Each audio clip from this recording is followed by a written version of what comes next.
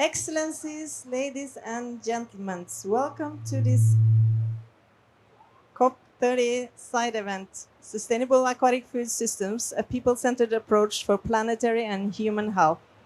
This event is co-hosted by the Nordic Council of Ministers and the Global Action Network, Food from the Oceans and Inland Waters for Food Security and Nutrition, led by Norway under the United Nations Decade of Action on Nutrition.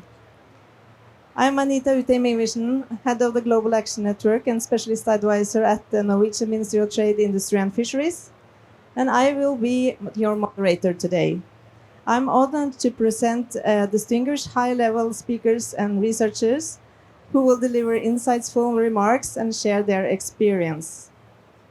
And we will begin with Wellington Diaz, Brazil's Minister of the Social Development and Assistance, Family and Hunger Eradication, who will share his visionary insights. Please, Minister, you have the floor.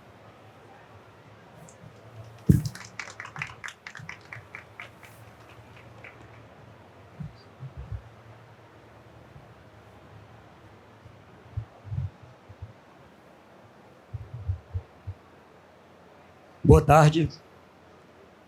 Good afternoon. Agradeço à organização e aos parceiros e parceiras desse diálogo. I would like to thank the organization and the partners of this dialogue. Bem-vindos, bem-vindas ao Brasil e também, melhor ainda, à Amazônia, em Belém do Pará. Welcome to Brazil and most importantly to Belém do Pará. Nosso ministro já me disse que está há uma semana e está gostando. The minister already said that he's been here for a week and he's enjoying it. É muito significativo discutir sistemas alimentares aquáticos aqui, no contexto da ação climática global. It is highly significant to discuss aquatic food systems here in the context of global climate action. Porque estamos falando de vida, nutrição e dignidade. Because we're talking about life, nutrition, and dignity. Sob a presidência brasileira e a liderança do presidente Lula, o tema foi prioritário tanto no G20 em 2024, quanto na agenda dos BRICS em 2025. Under the Brazilian presidency, under President Lula, this topic was a priority both in G20 in 2024 and on the BRICS agenda in 2025. Em ambos os processos, observamos convergência clara. Os alimentos aquáticos são essenciais para combater a fome, gerar renda e fortalecer a resiliência climática. In both processes, we observed a clear convergence. Aquatic foods are essential for fighting hunger, generating income, and strengthening climate resilience. Não há como falar de clima sem falar de vida de quem vive da água. We cannot talk about climate without talking about the lives of those who depend on the water. Especialmente aqui na Amazônia. Especially here in the Amazon. No Brasil, 1,7 milhão de pescadoras e pescadores têm sua subsistência ligada aos rios, mares e lagos. In Brazil, 1.7 million fishermen and fisherwomen rely on rivers, seas, and lakes for their subsistence. No mundo, são 500 milhões de pessoas. Globally, this figure is 500 million people. Essas populações estão entre as mais vulneráveis às mudanças climáticas e, ao mesmo tempo, entre as que mais preservam ecossistemas. These populations are amongst the most vulnerable to climate change, and at the same time, among those who preserve ecosystems the most. Portanto, pescadores e pescadoras, aquicultores, povos ribeirinhos e comunidades tradicionais precisam de voz e assento no debate climático. Therefore, fishers, aquaculturists, riverside populations, and traditional communities must have a voice and a seat at the climate debate. Não apenas como beneficiários, mas como protagonistas e guardiões do conhecimento territorial ao longo do tempo. Not just as beneficiaries, but as protagonists and guardians of territorial knowledge. Os alimentos aquáticos são altamente nutritivos e culturalmente integrados à alimentação de milhões. Aquatic foods are highly nutritious, accessible, and culturally integrated into the diets of millions. E é essencial destacar, são proteínas com uma das menores pegadas de carbono da produção alimentar global. And it is essential to highlight that they are proteins with one of the lowest carbon footprints in global food production. Ou seja, são parte da solução climática, não do problema. That is to say, they are part of the climate solution, not the problem. Valorizar alimentos aquáticos é valorizar uma transição alimentar justa e sustentável. Valuing aquatic foods is valuing a just and sustainable food transition.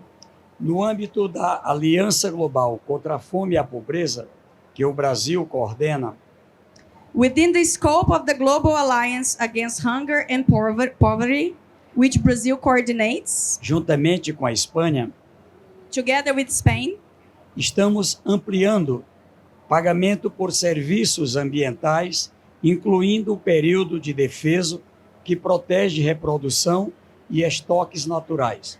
we are expanding payments for environmental services, including the closed season, which protects reproduction and natural stocks. O Brasil trabalha como um programa de Estado aprovado por lei. Brazil works as a state, Aprovado por lei. approved by law. E Obrigada. avançamos em iniciativas de coleta de plásticos por pescadores que unem renda, conservação e economia circular. And we are advancing initiatives for plastic collection by fishers, which combine income, conservation, and the circular economy. Um tema, aliás, muito caro aos nossos parceiros nórdicos. A topic, incidentally, that is very dear to our Nordic partners. Na COP30, em Belém, queremos impulsionar uma agenda que reconheça os sistemas alimentares aquáticos como pilares da segurança alimentar, inclusão produtiva e adaptação climática. At COP30 in Belém, we want to boost an agenda that recognizes aquatic food systems as pillars of food security, productive inclusion, and climate adaptation. A pergunta que guiamos é simples: como garantir comida saudável no prato, renda digna no território e natureza em pé? The question guiding us is simple. How can we guarantee healthy food on the plate, decent income in the territory, and nature standing?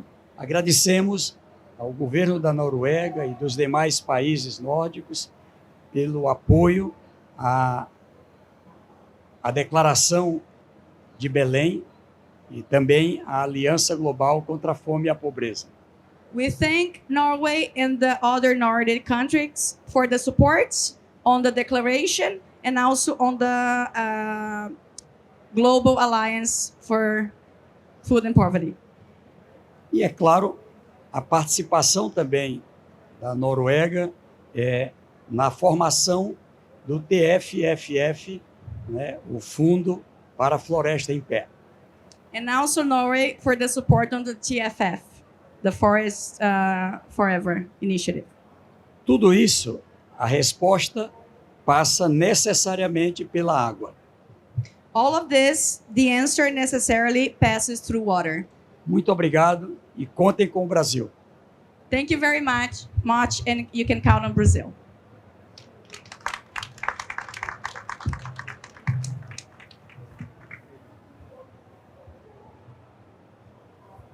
Thank you, Minister, for that powerful and inspiring remarks. And your leadership in the fight against hunger and also in the way you're the importance of aquatic foods is really inspiring. We will now move on to the next speaker, Andreas Bjelland Eriksen, Norwegian Minister of Climate and Environment, who will share Norway's perspectives on sustainable aquatic food systems for better nutrition and climate. You have the floor. Thank you so much for that. And first of all, dear Minister, thank you so much for your intervention, and thank you also so much for Brazil's hospitality. You've mentioned that I've been in your beautiful country for a week already, and it's been a really, really great week. I had the opportunity this weekend to travel into the Amazon region and up the Rio Negro. And I must say, truly, what you are now speaking about in sustainable aquatic food systems, but also about giving opportunities, giving hope to people for development going forward, is also at the heart of what we together try to achieve here at COP30. Sustainable aquatic food systems are essential in the transition towards more sustainable food systems.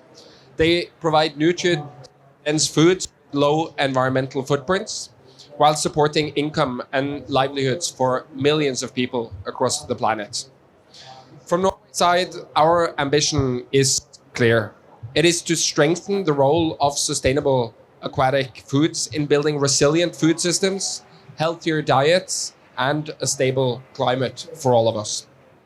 This ambition is also at the heart of the Global Action Network on Sustainable Food from the Ocean and Inland Waters for Food Security and Nutrition, led by Norway under the UN Decade of Action on Nutrition.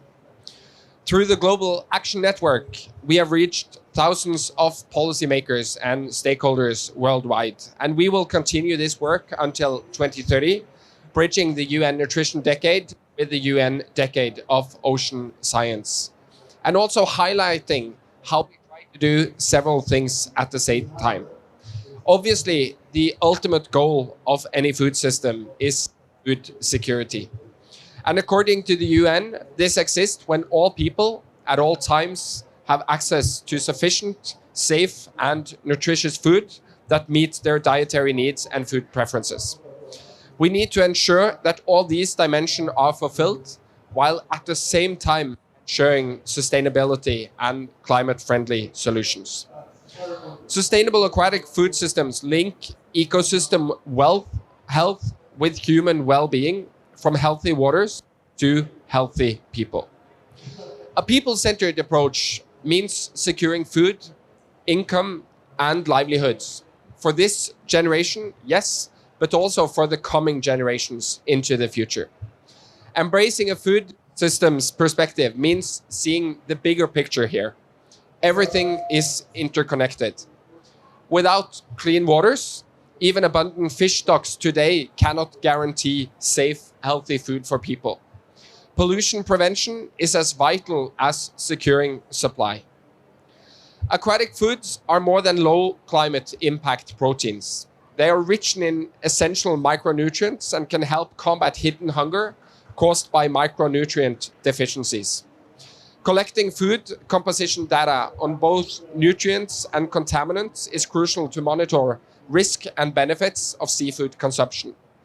Our food systems both drive and suffer from climate change, and transitioning to sustainable systems is vital for better climate solutions. We must adopt knowledge-based policies and promote collaboration across sectors so that expertise flow freely between science, policy, but also out into the practice that we need to see on the ground, or perhaps better in the rivers here in Brazil. This means building bridges amongst actors in agri and aquatic food systems, climate, food security, nutrition, and health. And sustainable aquatic foods deliver no nutrition or climate benefit unless they are eaten. Therefore, they must, of course, be a regular part of people's diet. I want to end by saying that I experienced exactly that over the last couple of days. I've had countless very tasteful meals of the pirarucu, which is a new word I bring with me home from Brazil, a great fish for all of those of you who haven't tried it. But being able to sustain the fishing practices while combating climate change and the impact from climate change everywhere, that is at the heart of what we try to do. Meeting people who have both experienced in the last couple of years rivers that have been well below normal levels, and at the same time sudden floodings much more impactful than what they have been used to handle. That is what we try to solve here at COP30. I want to commend Brazil's leadership and the presidency of the COP for putting these aspects on the agenda, and while also daring to dream big. The minister so excellently mentioned Brazil's big innovative new idea for tropical rainforest protection, the TFFF, which attempts to mobilize 125 billion US dollars of capital from public and private sources. Of course, the idea here is to build a fund that can preserve rainforests and also aquatic food systems in rainforests for the eternity. That will only work if we bring the solutions down to the ground, down to the people that actually need them. And therefore, I also very much want to support Brazil's great idea of ensuring that at least 20% of the profit from such a fund go back to the indigenous peoples. This is a solution ensuring that those people both can work on mitigation, but also on the adaptation that we need to see, ensuring that aquatic food systems can be a part of their life, and also that we can bring opportunities, development to these crucial regions. Thank you very much for your attention.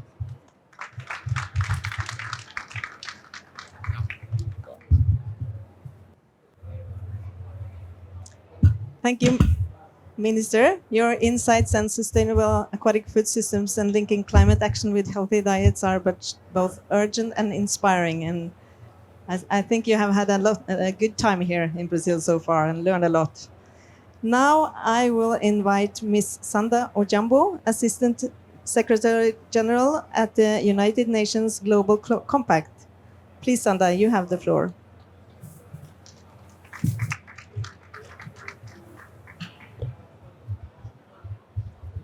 Thank you very much. Good afternoon, Excellencies, the ministers present. Let me echo calls and thank you both for your leadership.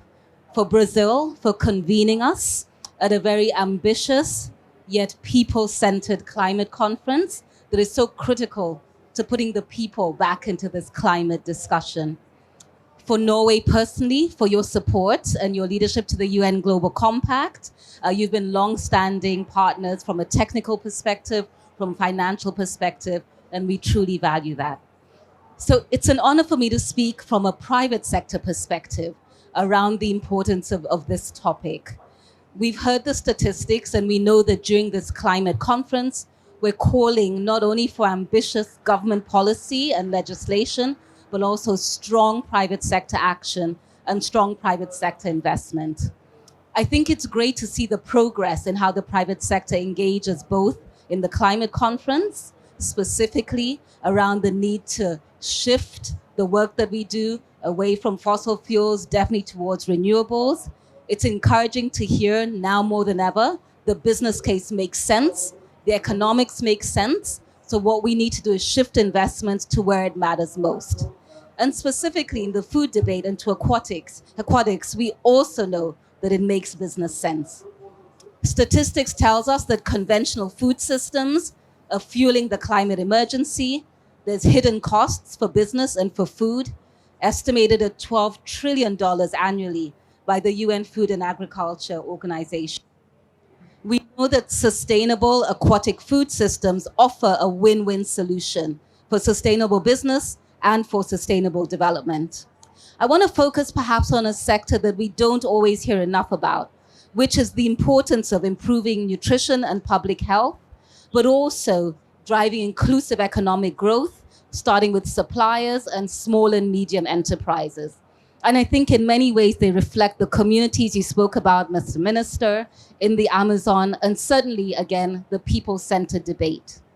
Small-scale fishers, women, and local producers are the backbone of aquatic food systems, especially sustainable aquatic food systems. We need to empower them with equitable access to resources, markets, and decision-making.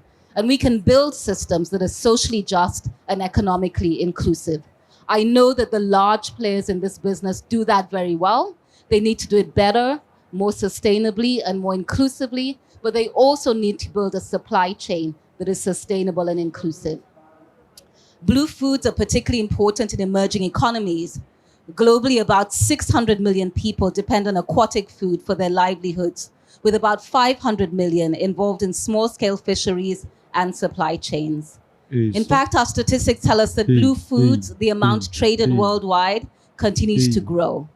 And on climate, most aquatic foods, as we know, have just a fraction of the carbon footprint of land-based meats and agriculture. We believe through our businesses that we need to expand regenerative practices such as seaweed farming or shellfish aquaculture, help restore ecosystems, enhance biodiversity, and capture blue carbon. There is a lot of work to be done to articulate the strong business case and investment case, but we know that it makes sense and we know that it's important for humanity. So the UN Global Compact, I want to say, count on us. We have 20,000 businesses worldwide that are doing important and groundbreaking work. We know that business cannot afford the heavy cost of business as usual, and we need that to make sense. Now more than ever, business leaders believe in resilience, and we want to make sure that the numbers also deliver on that. At the same time, we know that a just blue transition is so critical to leaving nobody behind. So I wanted to say it's great to have the policymakers and government here. Count on the UN Global Compact to work with you to build sustainable private sector ecosystems that matter. Thank you very much.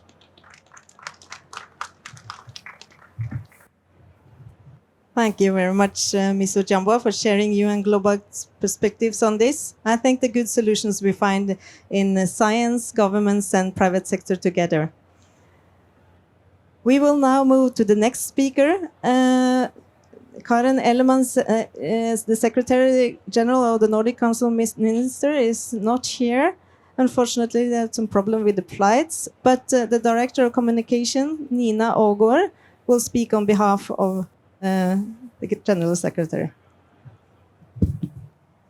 So, thank you. It is my pleasure to, on the behalf of Secretary General of the Nordic Council of Ministers, to wish you a warm welcome here to the Nordic Pavilion. In June this year, many of us were gathered in UN Ocean Conference in Nice, France. The Nordic countries submitted a joint commitment to the conference highlighting the importance of aquatic foods for both ocean and human health.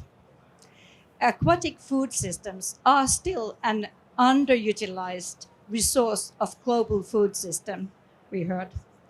This is despite the enormous potential for the food security and as a source of nutrition with a low climate impact, as Minister also remarked. Ahead of, in our commitment to UN Ocean Conference, we underlined the importance to work with all relevant stakeholders to advance sustainable aquatic food systems. And this is actually what we are doing here today, but here at the COP in Hull. We all hear the global calls for action in response to public health and climate change. At COP30, we must show leadership and deliver for the health of ourselves and for the health for our planet. Ahead of COP30, the Nordic ministers responsible for food, fisheries, aquaculture have launched a joint statement. This statement underscores that the urgency of action and highlights the need for innovation as well as circular and sustainable bioeconomy solutions. It is a statement that emphasizes the importance of a strong multilateral cooperation. We are now at the halfway point in the UN Decade of Action on Nutrition. This calls for new efforts and initiatives to build momentum for stronger nutrition focus on the global food system agenda. The Nordic countries have for a long time been frontrunners linking nutrition to sustainability. In 2023, we took a bold step with the launch of the new edition of the Nordic Nutrition Recommendations. It is the globally leading report of its kind. And for the first time in its 40-year history, it does not only guide us towards the healthy eating, but also environmentally sustainable consumption. The new edition stresses the importance of aquatic food, both for our health, but also for the sustainability. In the Nordics, we have launched an initiative that will map the challenges and opportunities for increasing the consumption of aquatic food. We are very happy to have Nomifa CEO Bente Torstensen with us to tell us more about the preliminary results ahead of the official launch in 2026. And we look forward to today's conversations in the diverse perspectives from the Nordics, Brazil, and globally. And I hope that this event will contribute to positioning aquatic foods front and center, ensuring food systems that will deliver safe, nutritious, and sustainable food for all. Thank you.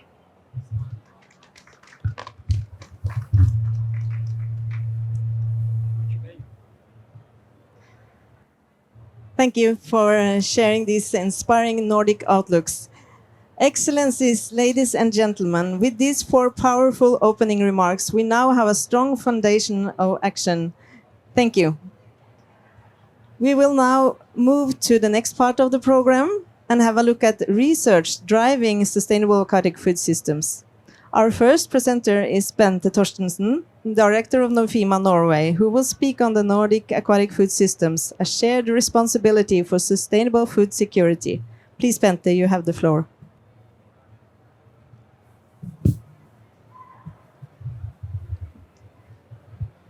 Thank you so much, Excellencies, Minister. It's really an honor to be here at COP30 and to use this opportunity, as was presented by the previous presenter, the Nordic collaboration on aquatic food systems. So, aquatic food systems is really a shared responsibility for sustainable food security. And in this world that we live in with global uncertainty, climate change, and increasing pressure on the food systems that we depend on so dearly, regional and international collaboration is more important than ever. Food systems must ensure food security, protect biodiversity, and minimize climate impact, while also being fair and inclusive. This is a complex challenge, but one that becomes more achievable when countries and regions work together.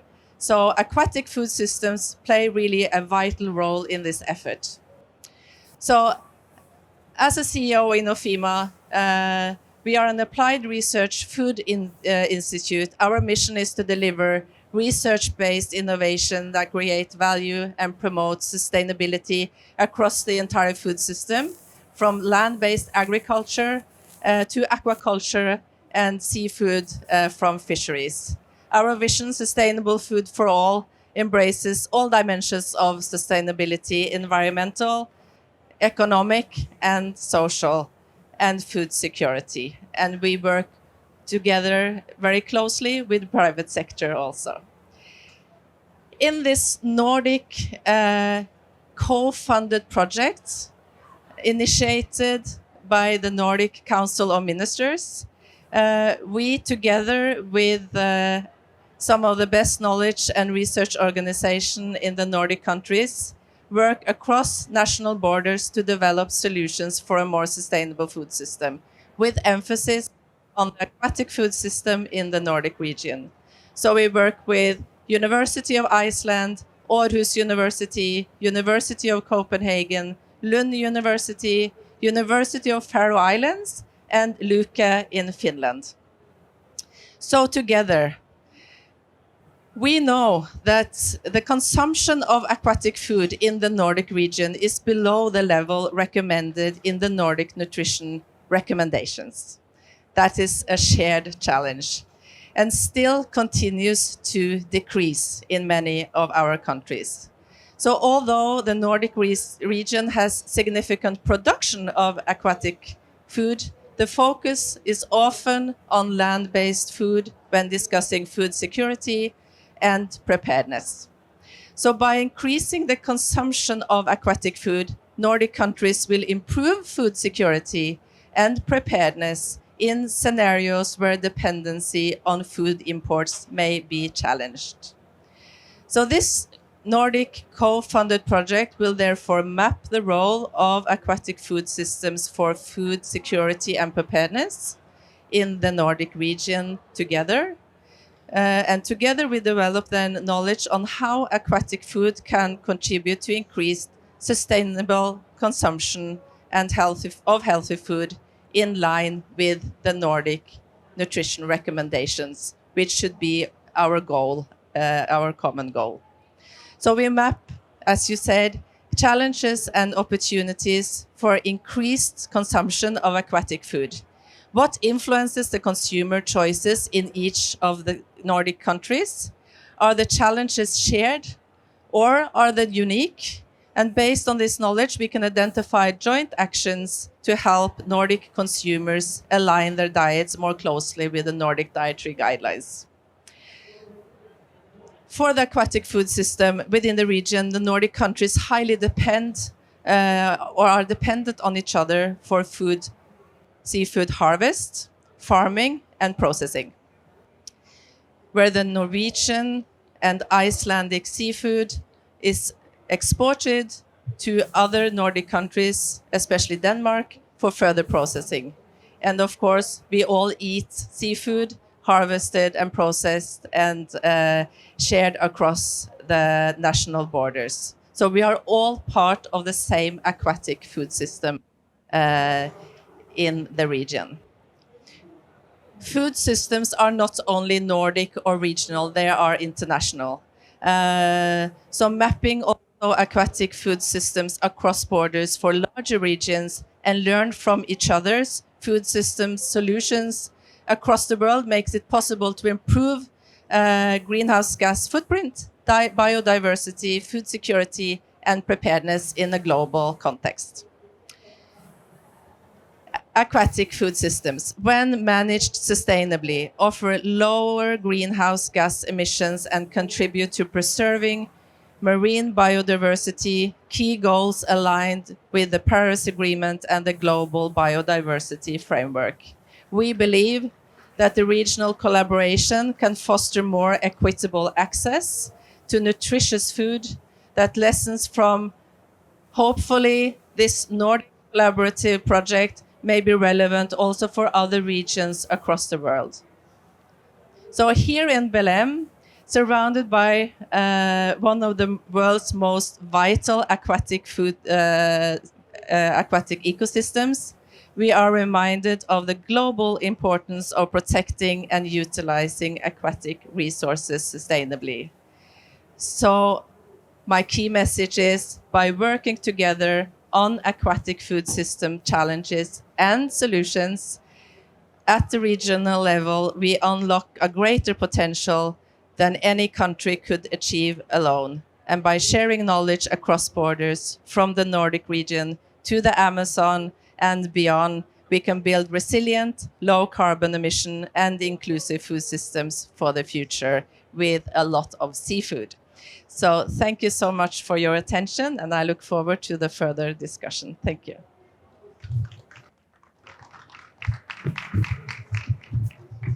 Thank you, Bente, for presenting the Nordic Cooperation on Sustainable Aquatic Foods. We continue with the focus on people and health. Our next speaker is Jessica Levy, postdoctoral researcher at the University of Sao Paulo, who will speak on establishing healthy eating habits, reaching all social groups through positive seafood experiences. Please, Jessica, you have the floor.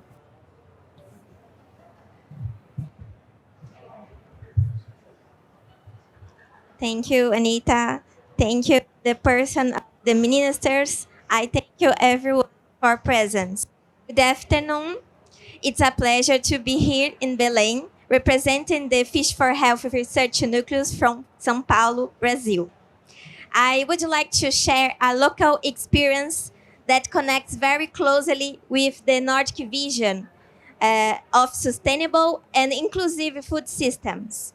Although Brazil is an extensive coastline and a rich aquatic biodiversity, but fish consumption in our country remains low.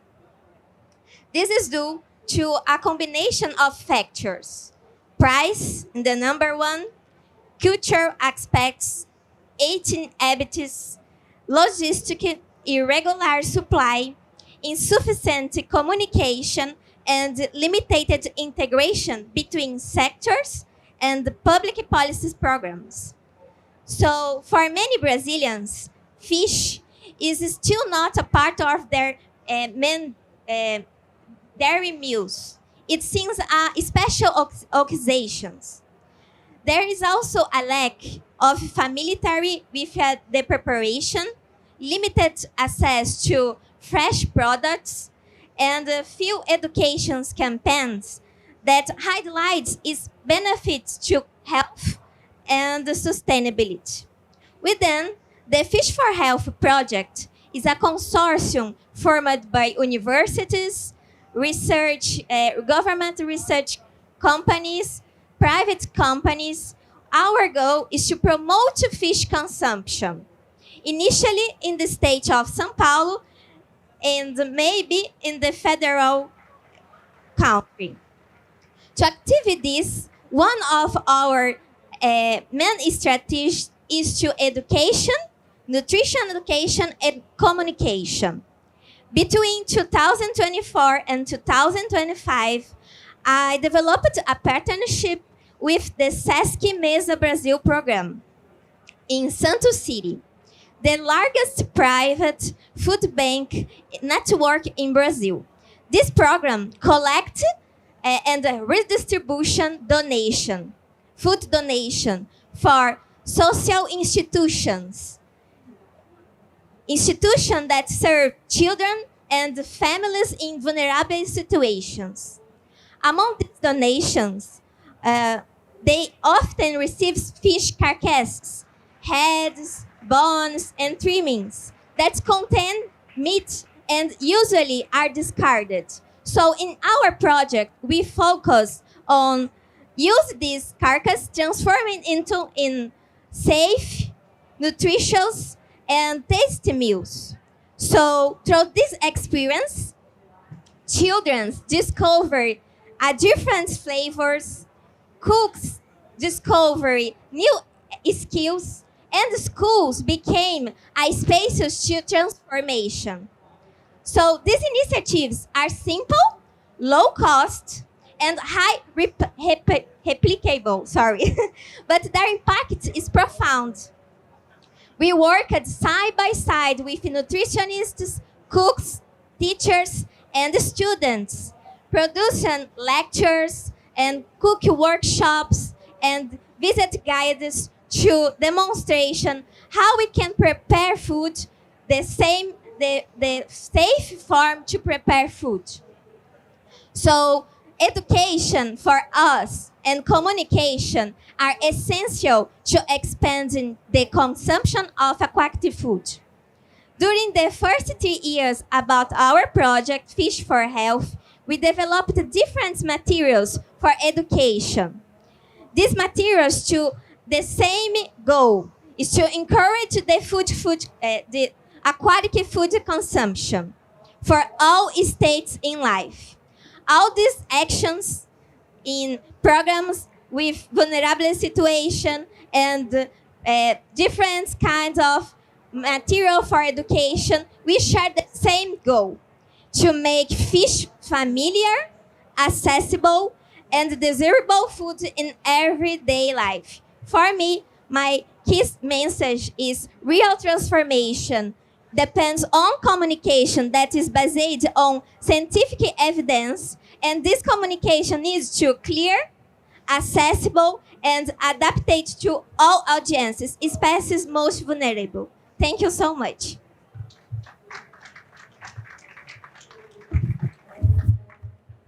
Thank you, Jessica Levy, for that inspiring call for science, evidence, and to make seafood a part of healthy diets across social groups.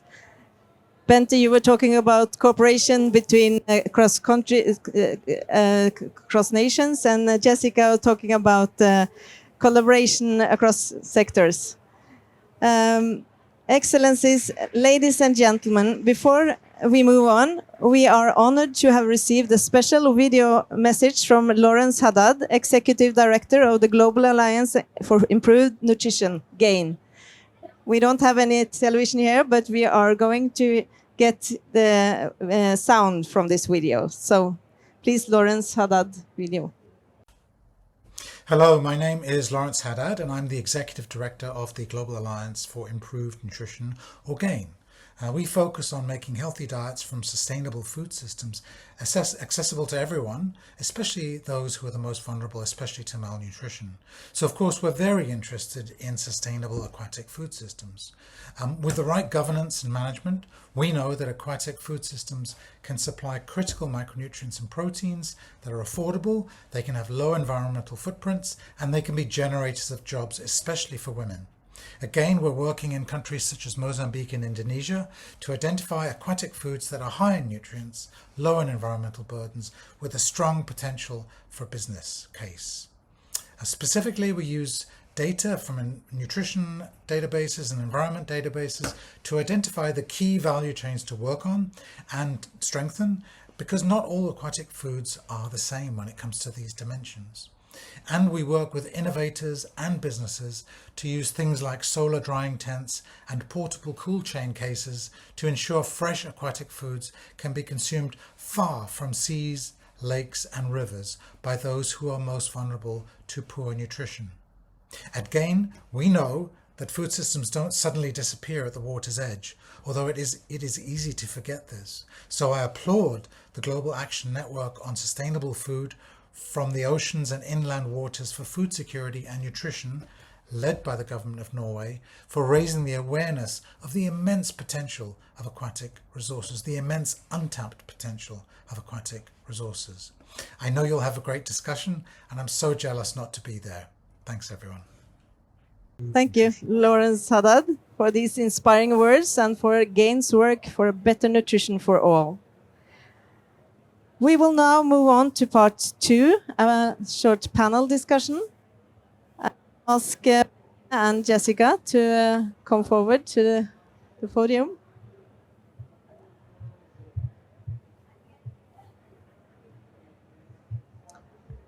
So, at COP30 Leaders Summit, we heard that the Director General, Dr. Tedros at the WHO, asked us to put health at the center of climate decisions and focus on protecting lives and livelihoods. A sick planet means sick people, he said. Today we ask, what can we achieve by placing people at the center of aquatic food systems and focusing on their dietary habits and promote better nutrition and lower climate impact? Jessica, what do you think can be achieved by taking this people-centered approach on aquatic food systems? Thank you, Anita, for asking me. So in our project, we put people in the center because people have habits have customs. In Brazil, fish consumption is especially in occasion with Christmas and Easter. And people here eat salmon and cod. Is this familiar for us? So we need to respect that and improve other species. So in our project, we put people in the center and we respect the knowledge, but we construct it together. So I've that. Thank you. It's interesting to hear that you eat fish for special occasions, like in the cultural settings, and these are our habits, how we traditionally eat fish. So that can also be a element when among looking at the amount of foods, aquatic foods that we eat, actually. Yeah. But Bente, what do you think could be achieved by people? I think really that is what we are all working with this approach now more and more when we work in the food systems approach. We have to have the consumer at the center and at the front. And to have more seafood, we need to produce more and we need to harvest and use new types of resources from our ocean and waters. But we also need to utilize the rest raw materials from what we are already producing and harvesting and making those into products that actually the consumer wants to buy and eat and like and prefer and can be part of their everyday habits, you know. So we have to think consumer in all our projects, in all food systems projects. Consumers has to be part of the of those really deciding our solutions. What will work? It won't work, as the minister said. No food is sustainable before it's eaten. And that is something that we really bring into all our projects, and it's important to continue with. So consumer is the most important stakeholder in the food system, for sure. Well, we also know that beyond the surface, we have a treasure chest of a vast variety of aquatic foods, but we only eat a small fraction of it. What do you think could be the reason for this? Jessica? Yeah, I first. So in Brazil, it's more common the fillet. Fillet represents 30% of fish, and the other parts is sometimes discarded. So in our project, we produced a mechanic meat processed, and this production we can use in different recipes, pastas and hamburgers for children and other people. So industry, government, and the researchers need to work together to improve products with fish and reduce the waste. Yeah, that's important, and that you have a win-win situation with better nutrition and better climate in one package here. Bente, what do you think? Why we don't How we can why we don't use a wider variety of aquatic foods since we have so many species? I think that is very much habits and traditions. Just within Norway, there are so strict traditions of what kind of seafood you eat and what you throw away if you have it if you do the fishing yourself. So to work with consumers and to work with developing preferences, it's possible to change. It's possible to change preferences. I don't eat the same type of food that I grew up with. We change, and we do that all the time. So to be aware, to have knowledge, science-based, understand what is working to develop those habits in the young especially, so that we choose more a variety of what is available in our oceans and our lakes, and that we actually use and utilize restaurant materials in a way that it becomes food. Yeah, we know that eating habits develop at a very early age. And what could we do to reach the younger generation? Do you have any suggestions? Yes, a difficult population. No? It's a specific situation. But in our project, we developed specific materials to children. We developed games, in online games, printed games, and we developed a comic book with animals to talk and eat fish and encourage children to eat fish too. So children is the first cycle we can promote a habit so we can change more easy than adulthood. So we need to improve a good experience in home, in schools, in the restaurants, in all the programs. Thank you. Yeah, I agree. And Bente? And what we have seen, what we have seen also in some of our studies, we have asked and investigated in children and in teenagers, in what setting are they eating? And what was the result was teenagers, they eat more than 2.5 of their meals every day in front of the screen. And then what kind of screen? Yeah, it's a mobile phone. So that knowledge also gives some, ideas of where should we put in our effort on influencing the teenagers. What kind of social media are they typically on? Where do they find their information? So, 2.5 meals every day in front of the screen. And it also affects a lot on then how the food choices are. When you sit in front of a screen, you tend to overeat more than if you are in a social setting together with your family at the table. You tend to choose more processed foods, which then is less healthy. So there are a lot of issues here related to screen time and food preferences and changes in food preferences in teenagers, which we have to take seriously. And Jessica, you mentioned school interventions at school. How important is school as a venue to reach all social groups, you think? With the Okay. Now in Brazil, we have a partnership with Minister Fish Aquaculture, and the program finance the food school, food in schools, meals in school.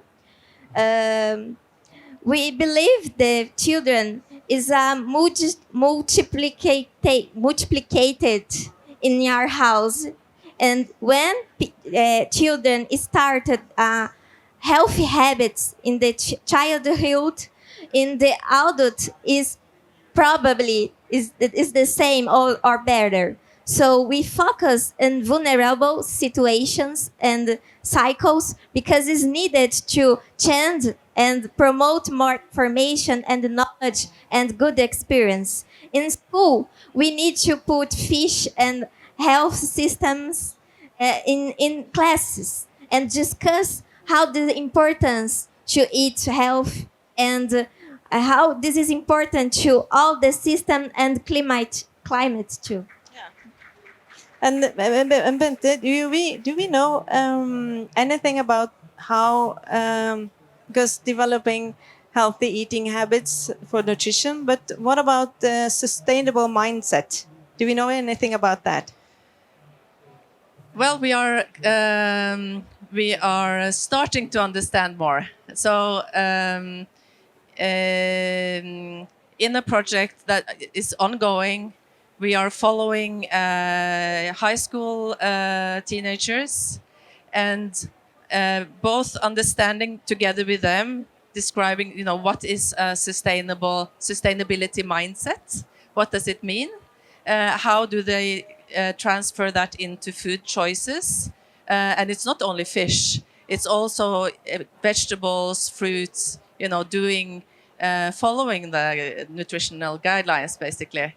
And when you do that, you have also a sustainable diet, because this is linked. When you follow the guidelines, follow the dietary guidelines, you also contribute to to lower the carbon footprint, and that is more sustainable. So by working together with the schools, also in the canteens, like having a living lab with the students, discussing with them, creating a platform where we make food together and discuss with them, develop then a understanding of sustainability mindset with them. And I have noted here what is a sustainability mindset as described in this project. So it is when you perceive the world as a complex system with interactions and dependencies. Sustainability and environment integrated in your ideas, emotions, and actions. And the third, that you actually believe in yourself, having an ability to change and improve.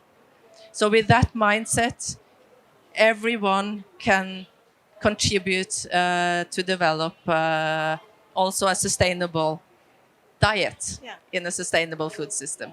So with this approach and this project, with this living lab in the high school, we are now working with the young ones the first year, following them, and then we will follow them into young adulthood to see, will this sustainability mindset and change in